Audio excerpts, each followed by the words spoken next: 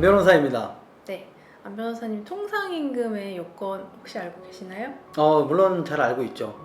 그걸 말씀드리기 전에 통상임금이 뭔지를 좀 간단하게 말씀을 드리면 여러분들 근무를 하실 때 연장 또는 야간 휴일 근로를 하실 때 50% 통상임금의 50%를 가산한다 이런 말씀을 많이 들어보셨을 거예요. 그때 자주 등장하는 개념이 바로 통상임금이라는 거거든요. 그냥 내가 받는 돈이 다 통상임금이 아니고 통상임금의 개념이 법에 정해져 있습니다. 통상임금이라는 개념이 우리 근로기준법 법에는 없고 근로기준법 시행령에 정기적이고 일률적으로 소정근로에 대해서 지급하기로 한 임금 이렇게 딱 규정돼 있거든요. 근데 2024년 12월 19일 전까지는 이렇게 법에서 규정된 정기적, 일률적 이런 요건 외에도 고정성이라는 요건을 추가로 요구하고 있었습니다. 안 변호사님이 말씀하신 것처럼 12월 19일 현대자동차 사건, 하나생명보험 사건에 이 두 가지의 판결이 선고되었는데 11년 만에 대법원에서 대법원 전원합의체로 고정성 요건을 폐기했습니다. 노동사건에 관심이 있는 분들은 모두 아실 만한 판결인데요. 그래서 저희가 오늘은 이런 통상임금과 관련한 대법원 전원합의체 판결에 대해서 이야기해보고자 합니다. 우선 과거 판례에서 통상임금을 요건으로 삼았던 고정성이 무엇인지 간략하게 설명을 해주시죠. 네, 고정성이라는 개념은 대법원 판례가 11년 동안 지속적으로 요구했던 요건인데 물론 법에 써져 있는 요건은 아니에요. 근데 요건인데 어떤 근로자가 어느 특정한 날에 열심히 일을 하고 그 다음날 퇴사를 했다. 그렇다 하더라도 사전에 그 근로자에게 아주 당연하고도 확정적으로 지급되어야 되는 임금 이렇게 이해하시면 될 것 같습니다. 최근 선고된 두 개의 판결에서 이 고정성 요건을 폐기를 했는데 이 두 사건의 주된 쟁점은 무엇이었나요? 두 가지 사건 다 정기상여금이 통상임금의 개념에 들어가냐 아니면 들어가지 않냐 이게 쟁점이었었는데 어느 회사에서는 정기상여금을 지급할 때 조건이 특정 시점에 재직하는 자에 한정해서 정기상여금을 지급했고 또 어떤 한 회사에서는 정기상여금을 지급하는 날을 기준으로 해서 최소 15일 이상 근무한 자 이런 한정적인 요건을 뒀던 거예요. 그런 조건 하에서 지급되는 정기상여금이 과연 통상임금의 개념에 들어가냐 들어가지 않냐 이것이 주된 쟁점이었습니다.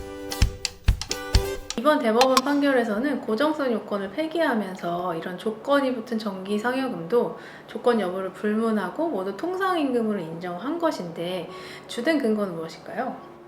첫 번째는 일단 근로기준법 시행령에서 말하고 있는 통상임금의 개념에 정기적, 일률적으로 지급되는 임금이 통상임금이다라는 개념은 있는데 그동안 대법원 판례에서 인정해온 고정성이라는 개념은 들어있지 않다는 거예요. 그래서 고정성이라는 개념을 굳이 추가해서 통상임금의 범위를 줄일 필요는 없다라는 게 한 가지가 있었고 또 한 가지는 비록 조건을 붙여서 통상임금의 개념에 들어가냐 안 들어가냐를 따지는 경우에도 그 조건을 충족되면 당연히 그 해당 항목의 임금은 받겠죠. 그러면 그 조건을 충족하지 못하면 그 해당 항목의 돈을 받지는 못할 거예요. 그건 당연하겠죠. 근데 그게 사전적인 의미의 통상임금의 개념에는 들어와야 되는 거 아니냐. 그래야 그걸 가지고 연장 휴일 야간 근로를 산정해내는 거 아니냐. 이런 두 가지 개념으로 나눠서 볼 필요가 있는 거다라고 판단했기 때문입니다.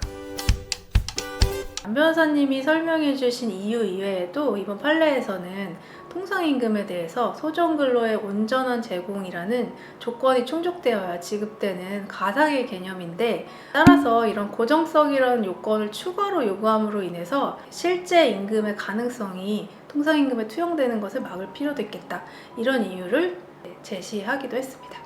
네, 그렇다면 해당 사건에서 이렇게 재직자 조건 또는 근무일수 조건 이런 것이 붙은 정기상여금은 모두 통상임금으로 인정된 것인가요?